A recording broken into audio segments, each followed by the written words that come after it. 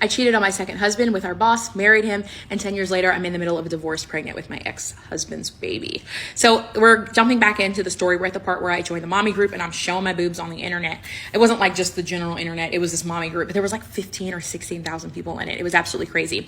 But at some point, they had this thing called like going real life, like, and people would tell on other people. And at some point, some girl was in there like talking to one of the guys in the group, and someone, I don't know what happened, but somehow her husband found out that she was talking to this guy, and somehow people blamed me. Now, one of the reasons why I would never do something like that is because I know myself, I had been a cheater. So I'm never in the business of exposing cheaters. I think you need to do that yourself, because just because you get exposed doesn't mean you're going to stop. But they thought that I did it. I ended up like leaving the group, and they started harassing me like relentlessly. Like at the time I started working out, I had this page I called Deadlifts and Tire Flips. They changed the whole name of the group for 16,000 people to Deadlifts and Tire Flaps.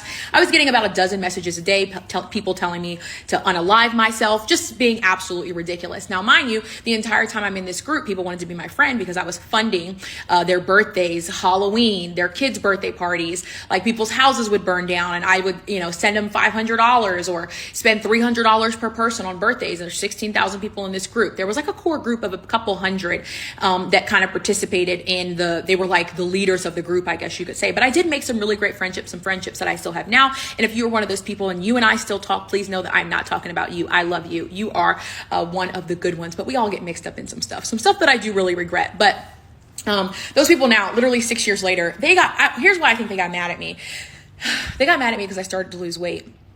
And I started to feel good about myself. I wasn't posting pictures of my boobs on the internet anymore.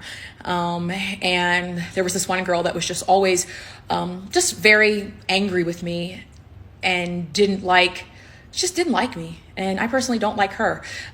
She doesn't drink enough water, in my opinion, and doesn't mind her business. She gets in everyone else's business, and she's just a mean, evil, bad person. But this group was absolutely insane. I mean, like, people were dying in this group. One of the ringleaders ends up dying. I won't even talk about what happened with her. God rest her soul. I don't even really know. But she was like the ringleader of the harassment, and then she ends up passing away somehow. It was really bad. But like, there were some really good things that happened. People came together because a lot of people had struggles with like infertility or infant loss, or children that were sick, and it gave you the opportunity to be able to help people. And that is contrary to what people might think. One of the things that I like to do, even though I'm a bad, horrible person and I cheated on my husband, I still did like to help people. I've always been that way. But this group, they're just, I don't know. I feel bad for them because they have really low self-esteem, and most of them are very insecure, and they find some relief from the reality that they live by hurting others. And if you're one of those people, I hope you know that you're much better than that, and that you don't have to do that. You can literally change and decide to be someone else whenever you want.